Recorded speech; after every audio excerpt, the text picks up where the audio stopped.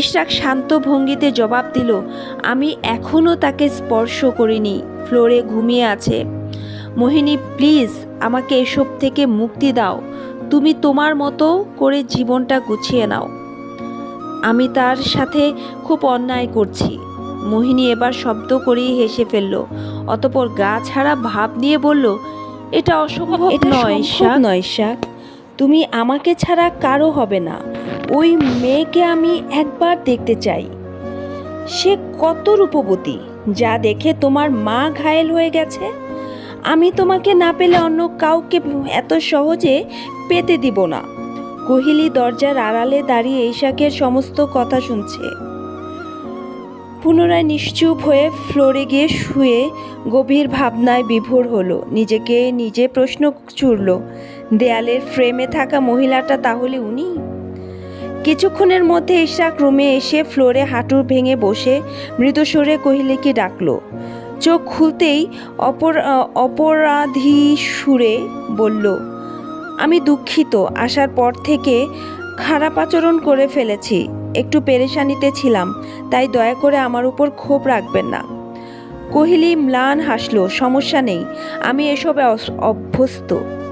আপনার হাত কিভাবে কেটেছে? ওয়াশরুমে পা পিছলে পড়ে গিয়েছিলাম, তখন কেটেছে।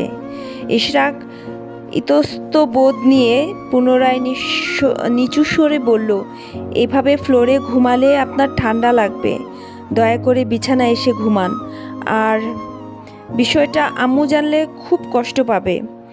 কোহিলী উপরে ঘুরতে থাকা ফ্যানের দিকে ফ্যাল ফ্যাল করে নয়ন দৃষ্টি রেখে ক্রোশবোধ নিয়ে বলল, আমি খাটে ঘুমালে আপনারও অস্বস্তি ফিল হবে। আমার উপরে এই বিষয় নিয়ে অন্তত করুণা দেখাবেন না।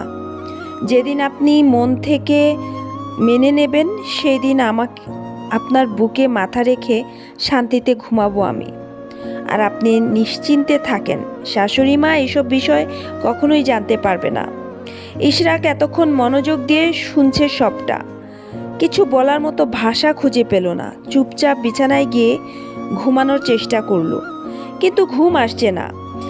এদিকে কোহিলী, অন্যদিকে মোহিনী এইসব চিন্তায় মস্তিষ্ক বিগড়ে দিচ্ছে। কি করবে ভেবে পাচ্ছে না।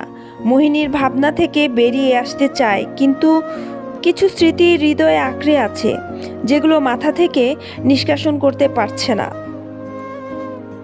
শরতের একটি সুন্দর সকাল, যেখানে নির্মল নীল আকাশে শুভ্র মেঘ ভেসে বেড়াচ্ছে।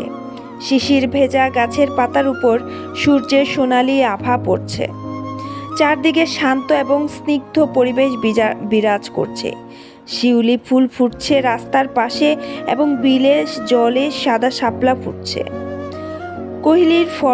কোহিলী ফজরের নামাজ পড়ে গুনগুন করে কোরআন শরীফ তিলাওয়াত করছে।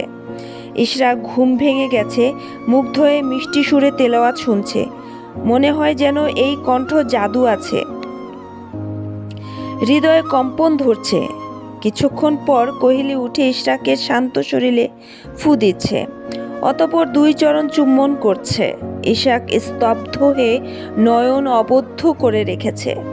মনে মনে ভাবছে, ছোট্ট কোহিলীর সমস্ত হৃদয় জুড়ে শুধু আমার বিচরণ, অথচ আমি মরিচিকার পিছনে পড়ে আছি। এই সব থেকে যত দ্রুত সম্ভব বেরিয়ে আসতে হবে। ইশরাক ঘুম থেকে উঠে গোসল করে ফ্রেশ হয়ে কোহিলী সকাল 8টার মধ্যে নাস্তা রেডি করে রুমে এনেছে। বিছানা গুছিয়ে আলমারি খুলে ইশরাকের প্যান্ট শার্ট বের করে রেখে রুম ঝাড় দিচ্ছে। দ্রুত হাতের কাজ গুছিয়ে নিচ্ছে, অতঃপর রুমে হাজির। ইশরাক রেডি হতে হতে বলল, আজ ঘুম থেকে উঠতে লেট করে ফেলেছি, এখন নাস্তা খাবো না, তাহলে আমার দেরি হয়ে যাবে। আপনি খেয়ে নিন। কোহিলী শুনে কিছু না ভেবেই ইশরাকের মুখের সামনে খাবার বাড়িয়ে দিল। কিছু না ভেবে ইশরাকের মুখের সামনে, আপনি রেডি হন, আমি খাইয়ে দিচ্ছি। না খেয়ে গেলে আমার খেতে ইচ্ছে করবে না। ইশরাক শুনে দীর্ঘশ্বাস ফেলে খাবার মুখে পুরে নিল। 15 মিনিটের মধ্যে সব কিছু গুছিয়ে নিয়ে দ্রুত বের হচ্ছে। কোহিলী দরজার সামনে দাঁড়িয়ে ইতস্তবোধ নিয়ে বলল, বাসায় একটু তাড়াতাড়ি আসবেন, আমার রাতে একা থাকতে ভয় লাগে। ইশরাক মাথা নাড়িয়ে হসপিটালের উদ্দেশ্যে চলে গেল। কোহিলীর দ্বার বন্ধ করে খাবার খেতে খেয়ে নিল, অতঃপর কাজে লেগে পড়েছে। একটা বিষণ্ণ সন্ধ্যা অনুভব করছে, যা একাকিত্ব, নীরবতা ও বিষাদের সাথে সংযুক্ত, যেখানে চারপাশে শূন্য পরিবেশ মনকে আরও ভারাক্রান্ত করে তোলে। প্রিয়জনের কথা মনে পড়ে এবং জীবনের এক অতল স্পর্শ অনুভূতি। এই সময় প্রকৃতি এবং বিষাদময় রূপ ধারণ করে, যেখানে শরতের শীতের সকাল রাতের আগমনের প্রস্তুতি একে অপরের গভীর করে তোলে। কোহিলিকার গা কাঁপিয়ে জ্বর এসেছে। দুপুর থেকে শরীর খারাপ ছিল, এজন্যই খাবার খায়নি। ফ্লোরে একটা পাতলা কাঁথা বিছিয়ে শুয়ে আছে। ইশাকের জন্য অপেক্ষা করছে, কিন্তু মানুষটা আসার নাম গন্ধ পর্যন্ত নেই। চারপাশে বিভিন্ন ধরনের পাখির ডাক, বাতাসের শোষ শব্দ পরিবেশটা ভয়ঙ্কর রূপ দিচ্ছে। এত বড় বাসা, তার মধ্যে একা একা কোহিলির ভীত মনের শঙ্কা। কোহিলি গলা শুকিয়ে কাঠ হয়ে যাচ্ছে, অধীর আগ্রহ নিয়ে ইশাকের আসার অপেক্ষা করছে ছিল। হঠাৎ খবর পেল মোহিনী অ্যাক্সিডেন্ট করেছে, স্পেশালাইজড হসপিটালে ভর্তি আছে। অতঃপর সময় নষ্ট না করে দ্রুত মোহিনীকে দেখার আকুলতা নিয়ে হসপিটালে ছুটে গেছে। এখন রাত প্রায় 10টা বাজে। ইশাক কেবিনে বসে আছে। মোহিনী ন্যাকা কান্না করে চোখের জলে গা ভাসিয়ে দিচ্ছে। বারবার ঘুরিয়ে ফিরিয়ে একই কথা বলছে, আমি তোমাকে না পেলে আর সুইসাইড করব, আবারও সুইসাইড করব। এই যাত্রায় বেঁচে গেছি ঠিকই, কিন্তু পরবর্তীবার আমাকে কেউ বাঁচাতে পারবে না। চিৎভঙ্গিতে নিশ্চুপ হয়ে বসে আছে। সারাদিন হসপিটালে কাজ করে এমনিই ক্লান্ত, তার মধ্যে মোহিনীর টেনশন, শরীরের খারাপ লাগছে। অতঃপর ঘড়িতে টাইম দেখে দ্রুত গতিতে উঠে বসার উদ্দেশ্যে চলে আসছে। মোহিনী কেবিনে শুয়ে শুয়ে আপেল খাচ্ছে আর হেসে কুটি কুটি হচ্ছে। ওর হাজবেন্ডকে ভিডিও কল করে আজকে বিষয়টা সম্পূর্ণ জানালো। জান, আজকে একটু বেশি নাটক করে ফেলেছি, আমার দ্বারা আর সম্ভব হচ্ছে না। ফোনের অপর প্রান্তে থাকা হাস্যোজ্জ্বল কণ্ঠস্বর ভেসে আসলো, আর একটু ম্যানেজ করো বেবি, যেইভাবে হোক 5 লক্ষ টাকার 5 লক্ষ টাকা ম্যানেজ করো, অতঃপর আমরা বাংলাদেশ ছেড়ে দেব। এই মালটা প্রচুর টাকাওয়ালা, একে তুমি সহজেই গালাতে পারবে। যেটা 3 বছর ধরে করে আসছো, সেটা না হয় আরও 6 মাস করলা। মোহিনী শয়তানি হাসি হাসলো। আচ্ছা, তুমি যা বলবে তাই হবে। ইশাকের আমি এত সহজে ছাড়ছি না বেবি।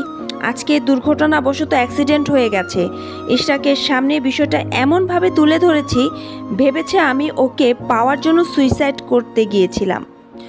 ওরে বাবু সোনা, হসপিটালে আজ রাতে থাকো, আগামীকাল বাসায় চলে যেও, আর নিজের খেয়াল রেখো। আমি একটু ব্যস্ত, পরে আবার কল করছি। মোহিনীর কল বিচ্ছিন্ন করে মনের সুখে গান গাইছে আর ভাবছে কিভাবে ইশাকের থেকে টাকা হাতিয়ে নেওয়া যায়।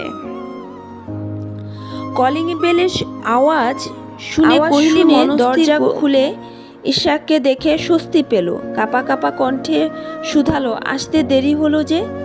ইশাক কোনো প্রত্যুত্তর না করে মুখে নিরানন্দ গাম্ভীর্যতা ভাব বজায় রেখে হনহনিয়ে রুমে চলে এসেছে। দ্রুত পোশাক পাল্টে ওয়াশরুমে ফ্রেশ হতে ঢুকেছে। কোহিলী একটু আশ্চর্য হলো, আজকে আবার এমন আচরণ করার কারণ খুঁজছে। অতঃপর রুমে এসে চুপচাপ দাঁড়িয়ে অপেক্ষা করছে। বিষণ্ণ মনে পড়ছে আজকে আবারও মহোদয়ের কি হলো, এসে এইভাবে নিঃশব্দে চলে গেল কেন? কিছুক্ষণের মধ্যে ইশরাক ফ্রেশ হয়ে রুমে এসে বেরিয়ে যাচ্ছে। কোহিলীর প্রাণে এক নজর দৃষ্টিনন্দন করে ভারী কণ্ঠে জানালো, আমি বাহির থেকে খাবার খেয়ে এসেছি, এখন রেস্ট প্রয়োজন, কোনো রকম বিরক্তি করবেন না। অতঃপর শটানভাবে বিছানায় গা হেলিয়ে নয়ন আবদ্ধ করে নিয়েছে। মাথায় হাজারো দুশ্চিন্তা, ভবিষ্যৎ নিয়ে ভাবুক হলো। কোহিলী স্তব্ধ হয়ে ঠায় দাঁড়িয়ে রইল। বুকটা কেমন হুহু করছে। শব্দহীনভাবে রুমের লাইট অফ করে পুনরায় ফ্লোরে শুয়ে পড়ছে। আজকে মাকে ভীষণ মিস করছে। চোখ থেকে দুই ফোঁটা অশ্রুকণা গড়িয়ে নামতেই বাম হাতের উল্টো পাশ দিয়ে মুছে নিল। একা একা আত্মকথোপকথন করছে। কেঁদে কি হবে কোহেলি? তোর এই কান্না দেখে কারো মনে মায়া জন্মাবে না। জন্মের পরে মা স্বার্থপরের মতো এই কঠিন দুনিয়ায় একা ফেলে চলে গেছে। তোর জন্য তারও মায়া হয়নি। বাকিদের হবে এটা আশা করা বোকামি ছাড়া কিছুই নয়। আজকে কোহেলি নিজেকে দামাতে পারছে না। না চাইতেও চোখ থেকে অঝরে জল পড়ছে। বুকের হাত রেখে বিড়বিড় করছে, আল্লাহ আমাকে একটা ভয়ঙ্কর রকমের অসুখ দাও, যেন এই থেকে আমি বেরিয়ে আসা কখনোই সম্ভব না হয়, সোজা মৃত্যুর মুখে ঠেলে দিবে। আমাকে খুব যন্ত্রণাদায়ক মৃত্যু দাও। রাত যত গভীর হচ্ছে কোহেলির জ্বর ক্রমশ বাড়ছে, শুধু থরথর করে কাঁপছে। ভীষণ ঠান্ডা অনুভব হচ্ছে। হঠাৎ দুঃস্বপ্ন দেখে ইশাকের ঘুম ভেঙে গেছে।